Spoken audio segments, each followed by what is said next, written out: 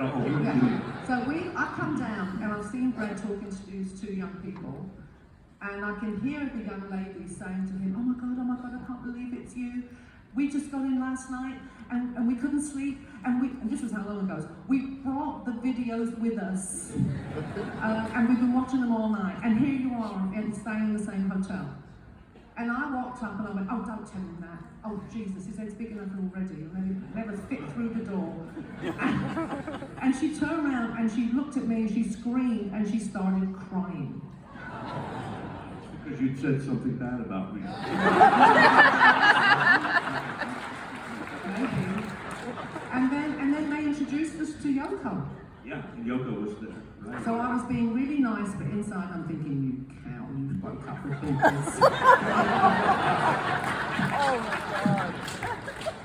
my God. Yeah.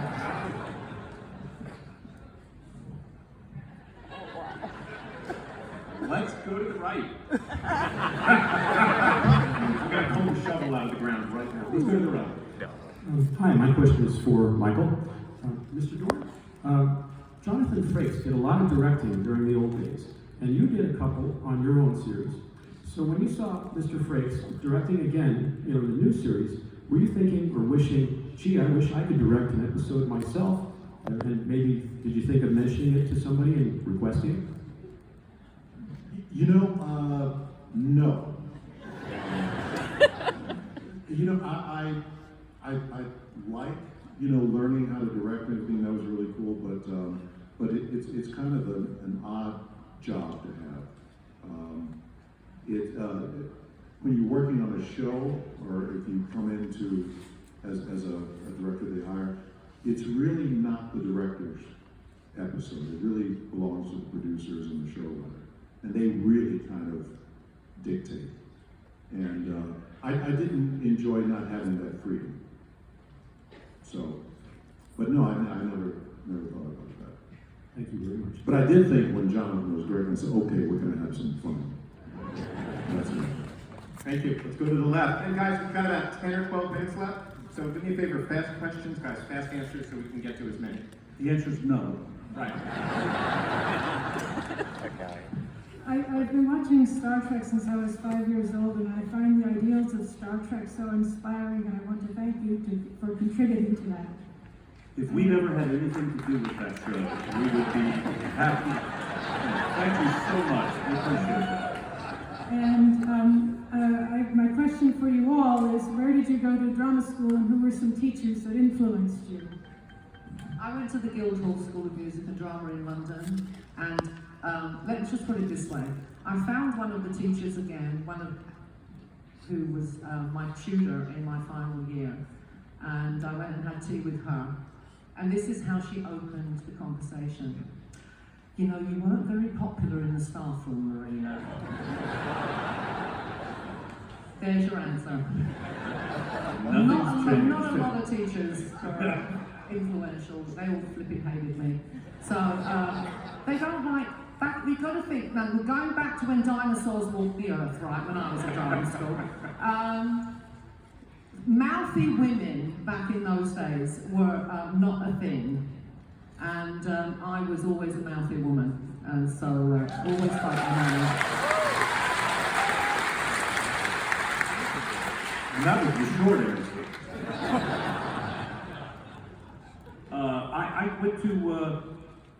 I went to the Strasberg Institute in New York, and I had, briefly, and I had some wonderful teachers who I don't remember, but I do remember the best teacher I ever had was my high school drama teacher, whose name was Cecil Pickett, and he was just phenomenal. And I had a high school drama class. In my drama class was Randy Quaid, Tommy Schlamme, who created The West Wing, Dennis Quaid came over to do a play.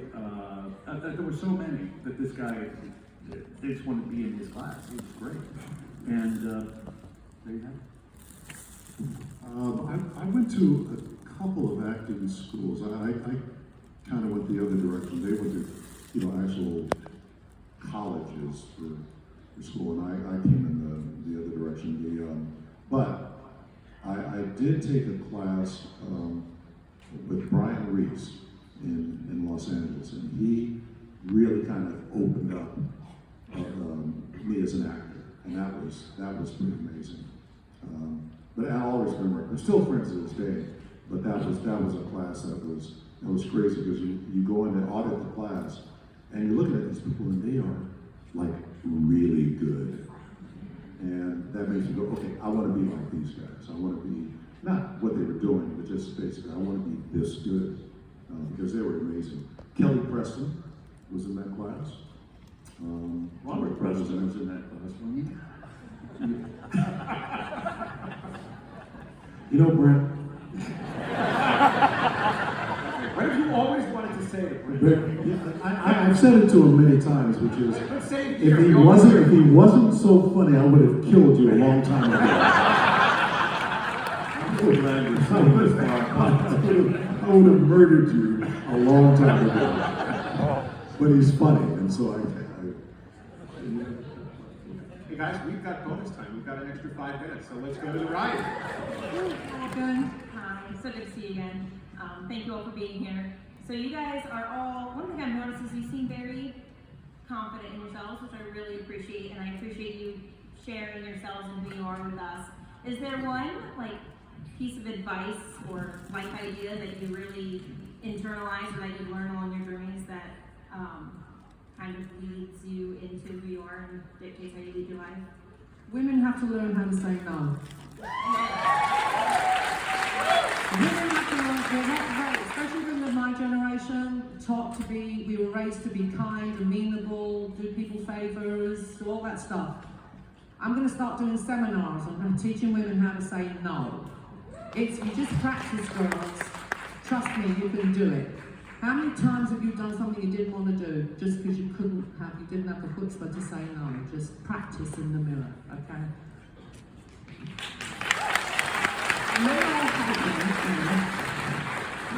Look at this face. Do I care? one thing that I've learned, which is really interesting, is well, hopefully it's going to be interesting, is that never let anybody tell you something that you can't do. Never. Says, no, you can't do it. Don't listen to them. Don't listen to them. If you're able, you definitely can do it. So, I remember when I got in this business and someone said, "Oh, Michael, you're never did anything for 10 years." And in a year and a half, I was working. So you never listen to what people say.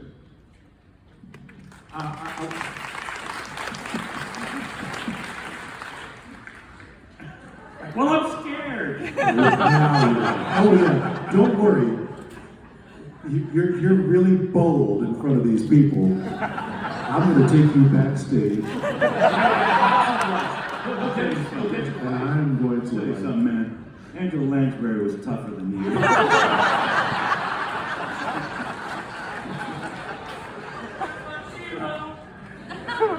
Anyway, what have I learned? I've learned to never stop learning. Keep open, don't close yourself off to things. I have so much respect for William Shatner, who, seriously, because the guy devours knowledge. And every time you see him, if he's not on stage or he's reading, he's always reading. And I think that's just fantastic. And You think he really knows how to talk to people? yes. So, no, I don't know. I think he generally devours He does, knowledge. he does. And I respect that. I think that's a wonderful thing to do. Let's go to the left. Hello. Hello. Thank you so much for being here. My grandchildren watch your Your episodes. grandchildren? I was going to say the same thing. You don't have grandchildren. You're I have wrong. 7 grandchildren. What is wrong? What? They love your show. So, anyways, thank you. So, my question is, what do you do to get inspiration for your character? How do you answer that? Which character are you speaking about? Can we ask that as a general question? Like, how do you Yes. get inspiration in Just general? in general. There you go. Can you guys answer that? How do you get inspiration? I don't know. Well, I don't know, because I basically just learn my lines, hit my marks, bus and try not to bump into the furniture. If that was good enough for Spencer Tracy, it's good enough for me. I don't know what you mean by that. So I think pretty much you're cast in a role because they see something in you that matches the character. So yeah, I don't actually know what you mean. Well, I think when I'm, let's say, on stage, and playing a role on stage, I just hope for the best. I pray for inspiration, really. I mean, I know there are people, somebody said, I was seeing the other day, they said, Alexander Skarsgård, I saw an interview with him, he said he reads the script 1,000 times. He reads it every day, the whole script, every day until he has to do it. Probably not 1,000 times, but because then he wouldn't do it for 3-4 years, right? But he reads it every day. And hope, he says, I learn something every time I read it. I did that when I did a play. I started, because I was never off stage. So back in the day, you know, when the brain cells worked pre-menopause, when I had pre-menopause brain as opposed to post-menopause brain, I could learn a whole thing in 2 hours. When I did the play, we opened in August. I started reading it every day in January. So by the time I got to learn the lines, they were almost in there anyway. But that was for a play, not for TV or film. Michael?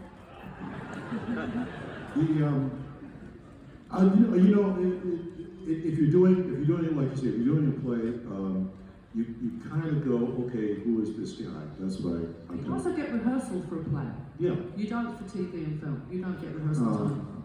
If you're doing a series or something like that, you know, it's all kind of, and every actor is different. You know, some actors really need inspiration before they can step on the set or step on the stage.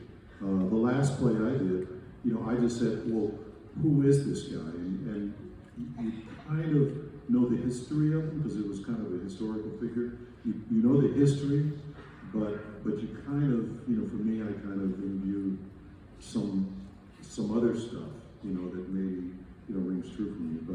But inspiration, not really inspiration. I don't do the inspiration thing. You know? Good question, thank you. Were you a child bride?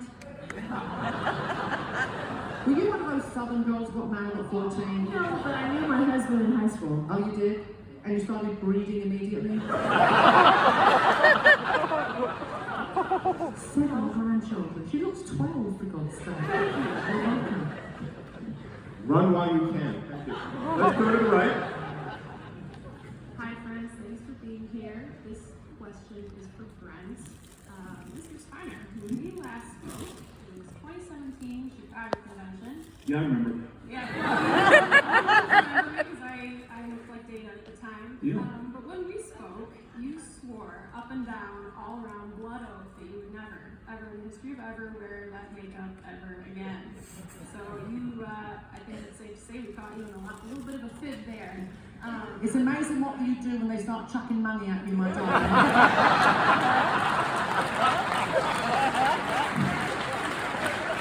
Well, I don't know.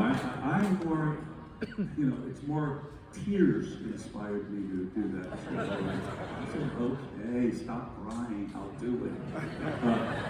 I figured it was something along those lines, but wanted to ask you, what was it like after so long to be back in that makeup? And was there ever another character, another role that involved a lot of makeup or prosthetics that you would ever consider? Don't know that you can answer You this. can answer that one. I was just going to answer and he stopped. He can answer that one. No, I really I'm going to can't. report him to the union if he does. Makeup? I wore makeup in something? How do you feel? What is it like to wear makeup, Brent? Excuse me, like the rest of us don't wear makeup. Jesus, his was just gold. And so it showed more. The rest of us all spent an hour and a half in the makeup chair as well. Don't give him the credit for wearing. What about this one with makeup? Jesus.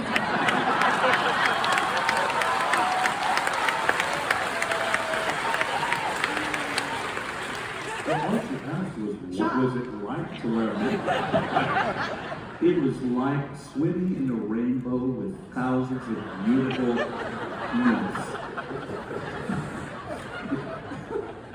To the left, please. After all your years of attending conventions and cruises, I was wondering what your favorite moment is, either with fans or with each other in attending. This, right now, with you people. He's joking, but he's not joking. This is really the fun part for us at conventions. That's what I do. I joke but not joke. All at the same time. Yeah, no, this is a wonderful convention, always.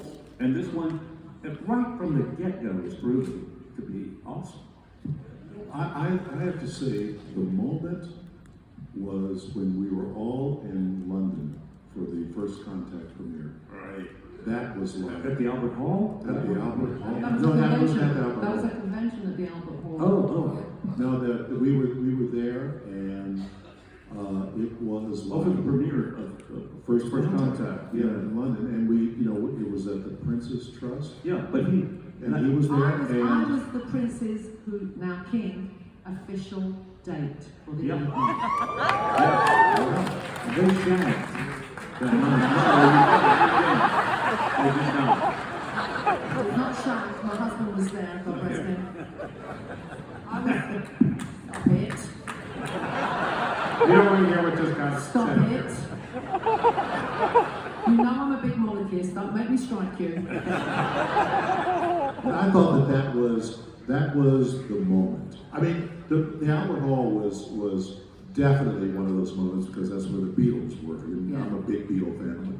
Like crazy. Everyone was at the Albert Hall. And so that, but I thought that as all of us together, that was like, you couldn't get much bigger than that. No, it was good. It was great. Guys, we've got 5 minutes left because the band is out and we have a request from Brent.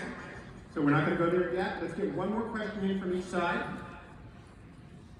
I just want to say, Marina, you look beautiful. Thank you. It just takes much longer than it used to. I have to let the spackle dry now before I can put my face on.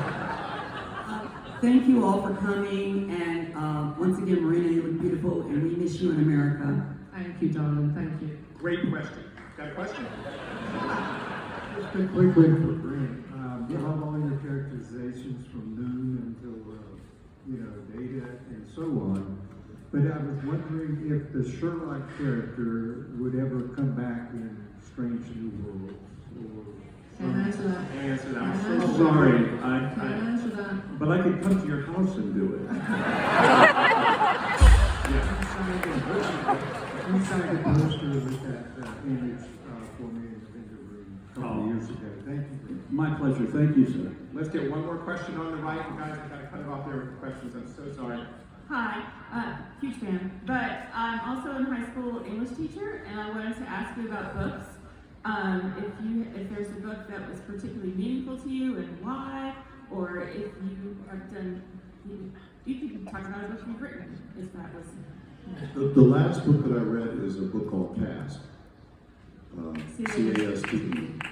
And that was a great book.